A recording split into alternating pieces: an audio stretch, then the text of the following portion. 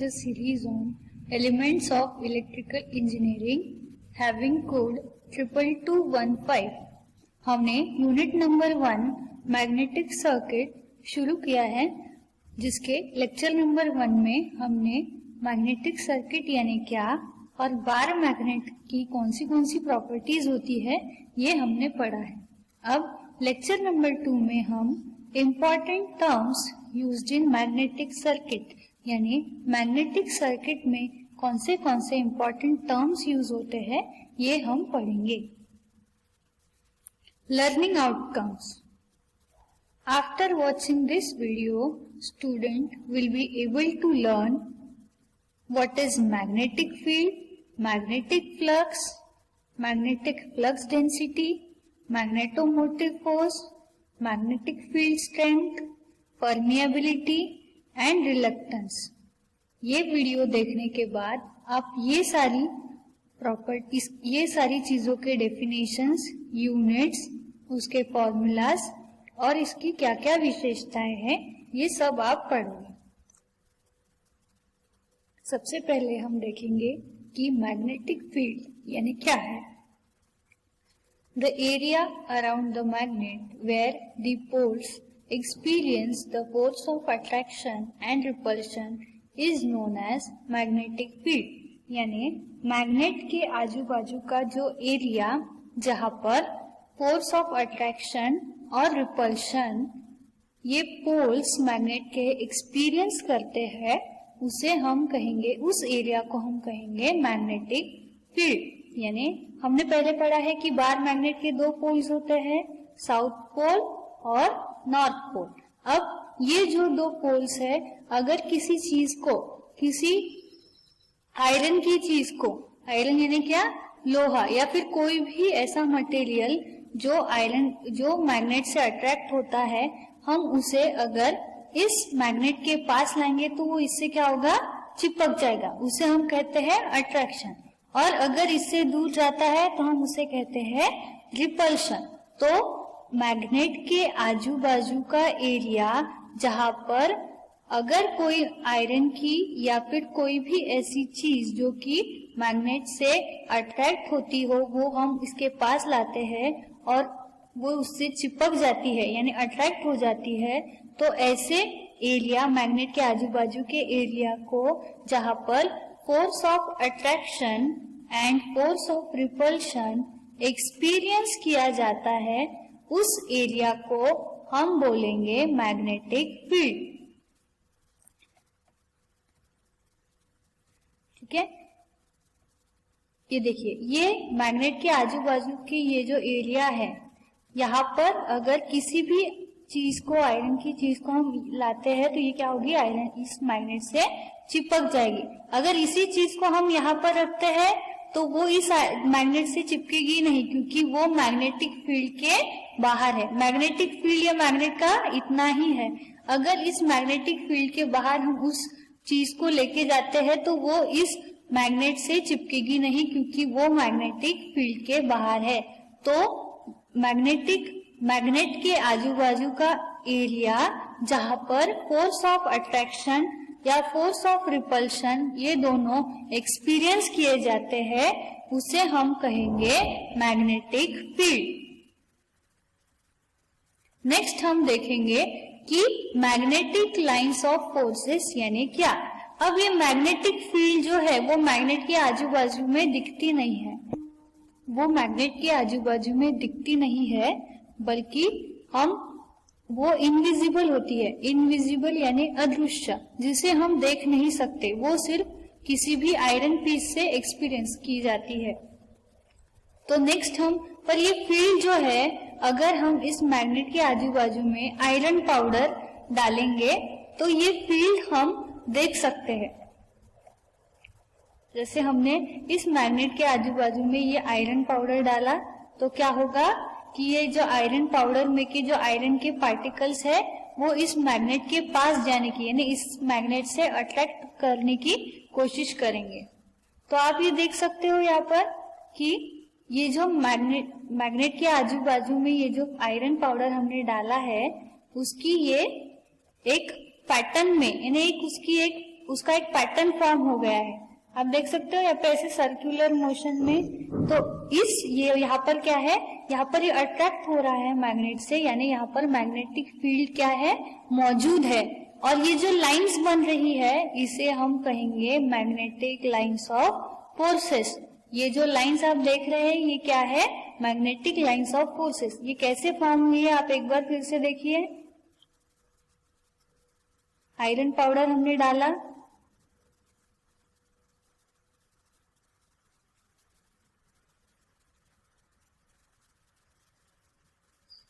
तो वो इस पैटर्न में फॉर्म हो गई है। तो इस लाइंस को हम बोलेंगे मैग्नेटिक लाइंस ऑफ फोर्सेस। वो जो ये लाइंस जो है वो मैग्नेटिक फील्ड में मौजूद रहती है। अब in magnetic lines of forces ये जो फॉर्म हो रहे हैं, ये मैग्नेटिक लाइंस ऑफ फोर्सेस ये ऐसे ही फॉर्म नहीं हो रहे, इसकी कुछ प्रॉपर्टीज है, यानी इसकी कुछ विशेषताएं है कि ये ऐसे फॉर्म होंगी, ये ऐसी होंगी। तो इनकी क्या क्या विशेषताएं हैं, इनकी क्या क्या प्रॉपर्टीज है, हम ये पढ़ेंगे। अभी आपने देखा कि ये मैग्नेटिक लाइंस ऑफ फोर्सेस ऐसी फॉर्म हो रही है, तो ये और ये मैग्नेट के बाजू में देखिए, आप यहाँ पे एक क्लियर फिगर में देख सकते हो आप लोग कि ये मैग्नेटिक लाइंस ऑफ फोर्सेस कैसी दिखेंगी। अगर हम इसको ड्रॉ करते हैं तो वो ऐसी दिखेंगी। अब ये मैग्नेटिक लाइंस ऑफ फोर्सेस जो है इसका फॉर्म होने का एक पैटर्न होता है। जैसे magnetic lines of forces form close loop. हमने क्लोज लूप का मीनिंग पहले ही देखा है कि अगर एक पॉइंट से वो स्टार्ट होती है और वही पॉइंट पे वो फिर से आती है तो हम उसे कहते हैं क्लोज लूप। तो मैग्नेटिक लाइंस ऑफ फोर्सेस अगर यहाँ से शुरू होती है और ये पूरा ट्रैवल करके ये पूरा रास्ता ये कहीं पर भी जाके फिर से वहीं पर आती है तो हम उसे कहते हैं क्लोज लूप। तो मैग्नेटिक लाइंस ऑफ फोर्सेस हमेशा क्लोज लूप में फॉर्म होंगे। They always start from north pole and ends in south pole. Magnetic lines of forces हमेशा नॉर्थ पोल से स्टार्ट होंगी और साउथ पोल पर खत्म होंगी। कोई भी magnetic lines of force south pole से स्टार्ट नहीं होगी। अगर आप यहाँ पर देख रहे हो कि ये साउथ पोल से स्टार्ट हो रही है, आपको ऐसा लग रहा है कि ये लाइन तो यहाँ से स्टार्ट हो रही है, पर वैसा नहीं, ये नॉर्थ पोल से स्टार्ट होकर ये पाथ फॉलो करके यहाँ पर फिर से आ रही है। क्लोज लूप फॉर्म हो रहा है, इसलिए आपको ऐसा लग रहा है कि ये साउथ पोल पर आ रहा है। Next, they never intersect each other. Intersect का मीनिंग होता है कि वो कभी एक दूसरे से मिलती नहीं है। हर एक line, magnetic force of line दूसरे लाइन से क्या है, अलग है। कोई भी लाइन एक दूसरे से मिलती नहीं है। कितने भी मैग्नेटिक लाइंस फॉर्म हो पर वो कभी भी एक दूसरे से मिलेगी नहीं। They repel each other. Repel यानी वो एक दूसरे से दूर दूर, एक दूसरे को अपने पास, एक दूसरे को वो एक दूसरे से वो चिपकती नहीं है, एक दूसरे से वो दूर भागती है। They are in same direction. वो सेम डायरेक्शन में होते। ऐसा नहीं है कि एक मैग्नेटिक लाइंस ऑफ फोर्स ऐसी जा रही है तो दूसरी मैग्नेटिक लाइंस ऑफ फोर्स दूसरे डायरेक्शन से जा रही है। वो सब एक ही दिशा में रहते हैं। नेक्स्ट हम देखेंगे कि मैग्नेटिक फ्लक्स यानी क्या होता है। The magnetic flux is defined as total number of magnetic lines of force in a magnetic field. तो हमने अभी देखा है कि मैग्नेटिक फील्ड में मैग्नेटिक लाइंस फॉर्म होती है, मैग्नेटिक लाइंस फॉर्म होती है, मैग्नेटिक लाइंस बनती है मैग्नेटिक फील्ड में। अभी हमने वीडियो में देखा था कि अगर हम मैग्नेट के आजू बाजू में आयरन पाउडर डालते हैं तो वहां पर क्या होता है कि मैग्नेटिक लाइंस फॉर्म होती है। तो मैग्नेटिक फील्ड में कितने, यानी पूरे टोटल यानी पूरे कुल मिला के कितने मैग्नेटिक लाइंस फॉर्म होंगे उसे हम कहेंगे मैग्नेटिक फ्लक्स। मैग्नेटिक फ्लक्स यानी एक मैग्नेटिक फील्ड में कितने total magnetic lines of forces होंगे उसे हम कहेंगे magnetic flux. The SI unit. अब मैग्नेटिक फ्लक्स का यूनिट होता है द मैग्नेटिक फ्लक्स का यूनिट है वेबर, जिसे हम WB शॉर्ट फॉर्म में कैसा लिखेंगे, WB। Magnetic lines of magnetic flux को हम फाई से डिनोट करेंगे। इस सिंबल को हम क्या बोलेंगे, फाई। ठीक है, अगर ये मैग्नेट के आजू बाजू में इतना मैग्नेटिक फील्ड है और ये मैग्नेटिक लाइंस ऑफ फोर्सेस है, तो एक मैग्नेटिक फील्ड में टोटल कितने मैग्नेटिक लाइंस ऑफ फोर्स होंगे, हम उसे कहेंगे magnetic flux. Magnetic flux density, the number of magnetic lines of force passing through unit area surface perpendicular to the magnetic field is called as magnetic flux density। हम magnetic flux density यानी क्या है इस diagram से समझेंगे। हमने ये एक सरफेस लिया है जिसका हम यूनिट एरिया कंसीडर करेंगे। अब यूनिट एरिया यानी ऐसा एरिया जिसकी यूनिट लेंथ हो और यूनिट विड्थ हो। अब यूनिट यानी हम कंसीडर करेंगे या तो 1 सेंटीमीटर या फिर 1 मीटर, और ये मैग्नेटिक फील्ड के साथ ये एरिया 90 डिग्री का एंगल फॉर्म करता है, और इसमें से जो मैग्नेटिक लाइंस पास होती है इस यूनिट एरिया में से जो magnetic line of force pass होती है, हम उसको कहेंगे मैग्नेटिक फ्लक्स डेंसिटी। यानी इस यूनिट एरिया में से, यूनिट एरिया यानी ऐसा एरिया जिसकी लेंथ और विड्थ 1 सेंटीमीटर हो और जो कि मैग्नेटिक फील्ड के साथ 90 डिग्री का एंगल फॉर्म करता हो, तो ऐसे एरिया में से जो magnetic lines of forces pass होंगी उसे हम मैग्नेटिक फ्लक्स डेंसिटी कहेंगे। SI unit of magnetic flux density is weber per metre square. अब मैग्नेटिक फ्लक्स डेंसिटी का SI यूनिट है वेबर पर मीटर स्क्वायर, जिसे हम वेबर पर मीटर स्क्वायर ऐसे लिखेंगे। It is denoted by B। Magnetic flux density को हम capital B से डिनोट करेंगे। अगर सिर्फ B लिखा होगा कहीं पर तो हमें यह समझना है कि इस B का मतलब है मैग्नेटिक फ्लक्स डेंसिटी। अब मैग्नेटिक फ्लक्स डेंसिटी का फॉर्मूला है B equal to phi upon A weber per metre square, जो कि उसका क्या है यूनिट, और उसका फॉर्मूला है फाई अपॉन A यानी फाई डिवाइडेड बाय A, जहां पर B यानी कि है मैग्नेटिक फ्लक्स डेंसिटी, फाई यानी कि है मैग्नेटिक फ्लक्स जिसका यूनिट होता है वेबर, हमने पहले पढ़ा है, और A यानी होता है एरिया जिसमें से वो magnetic lines of force pass हो रही हो, तो एरिया का यूनिट होता है मीटर स्क्वायर, इसीलिए B का यूनिट होता है weber per metre square. Next हम देखेंगे मैग्नेटोमोटिव फोर्स यानी क्या है। The magnetomotive force MMF। अब मैग्नेटोमोटिव फोर्स का शॉर्ट फॉर्म है MMF, is defined as the force that tends to establish the flux through a magnetic circuit। अब magnetomotive force यानी एक ऐसा फोर्स है जो कि मैग्नेटिक सर्किट में फ्लक्स को स्थापित करता है, यानी मैग्नेटिक सर्किट में फ्लक्स जिस फोर्स के कारण स्थापित होती है हम उसे मैग्नेटोमोटिव फोर्स कहेंगे। अगर ये एक मैग्नेटिक सर्किट है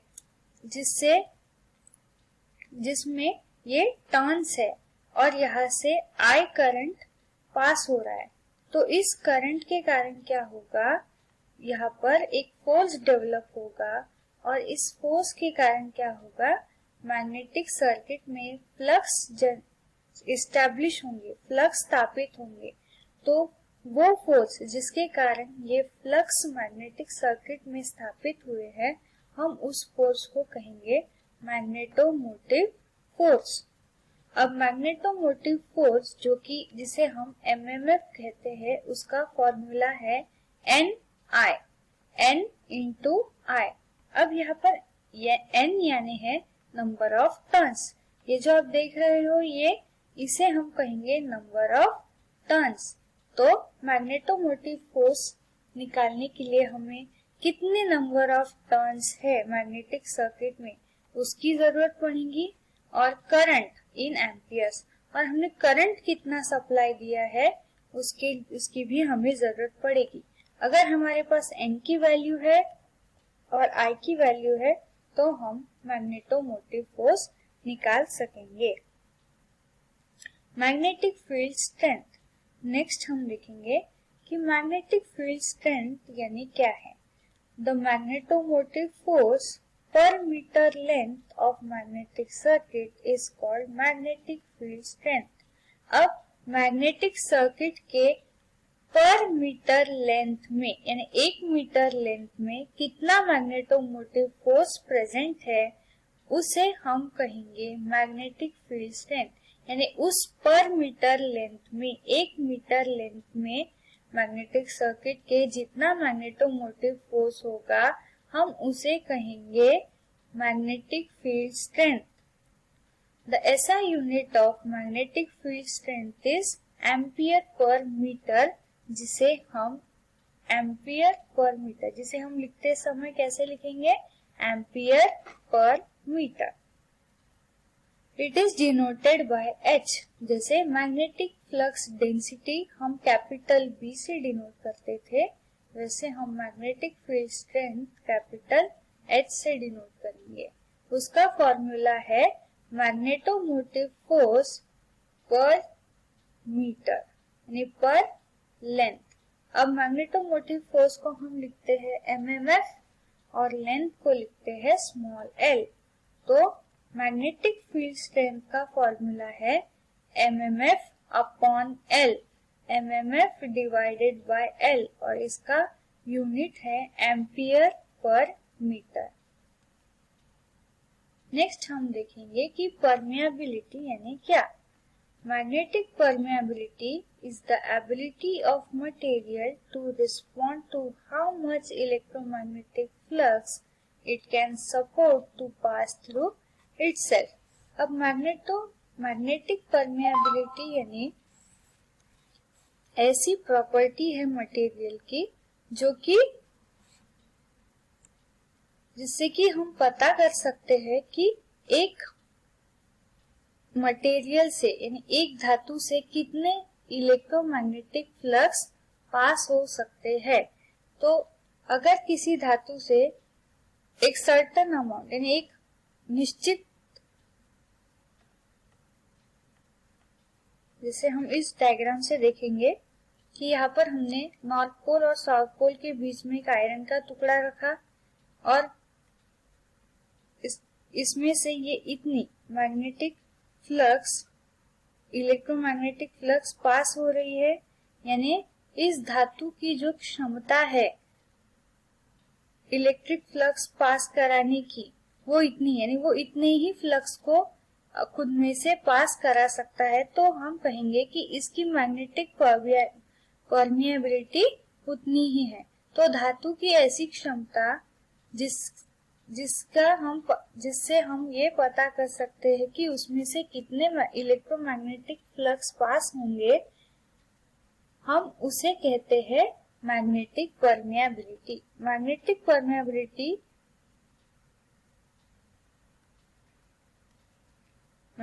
permeability is denoted by mu. हम इस सिंबल को कैसे पढ़ते हैं, म्यू। हम इसे क्या कहते हैं, म्यू। और मैग्नेटिक परमिएबिलिटी को हम किससे डिनोट करते हैं, इस म्यू से। The unit of permeability is henry per metre. Magnetic permeability का यूनिट है henry per metre. Mu is equal to B/H। B यानी है मैग्नेटिक फ्लक्स डेंसिटी और H यानी है magnetic flux intensity, henry per metre. Permeability in free space is denoted as mu 0 और इसकी value होती है 4 pi into 10 to the power -7। अब परमिएबिलिटी दो प्रकार की होती है, एक परमिएबिलिटी इन फ्री स्पेस और relative permeability.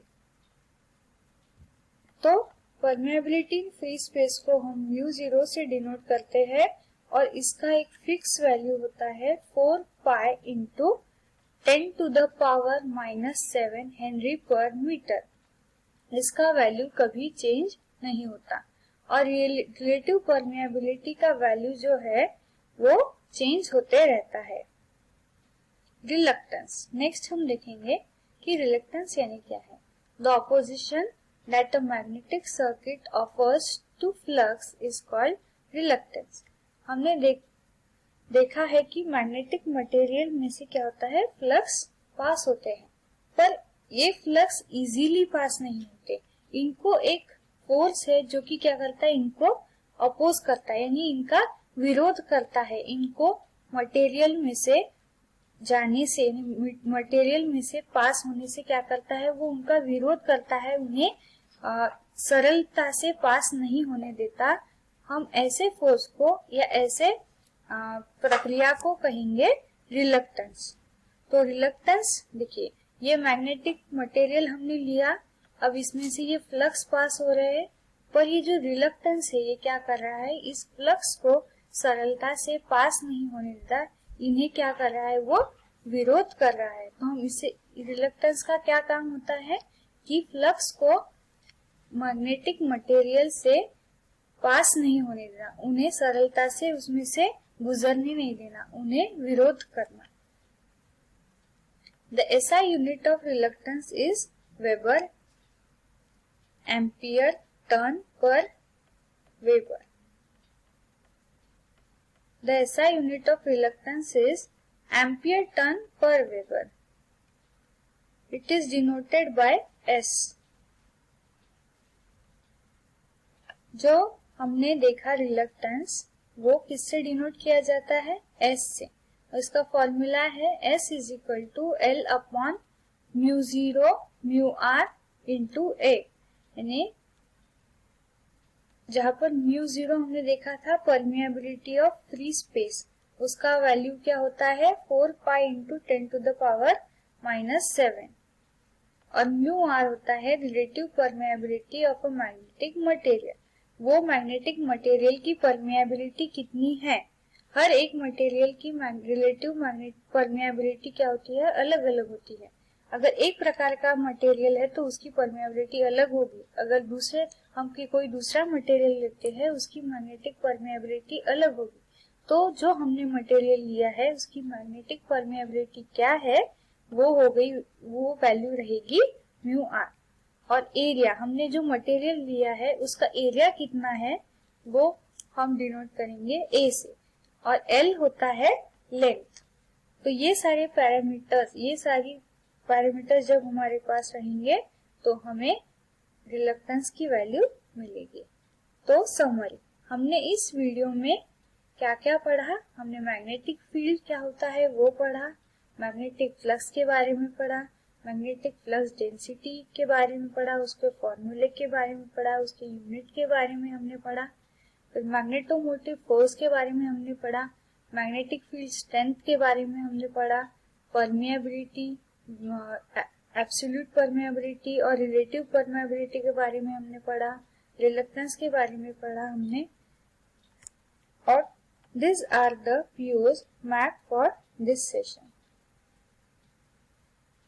Thank you and keep learning. In next lecture, we will learn about comparison of electric and magnetic circuit. Thank you and keep watching.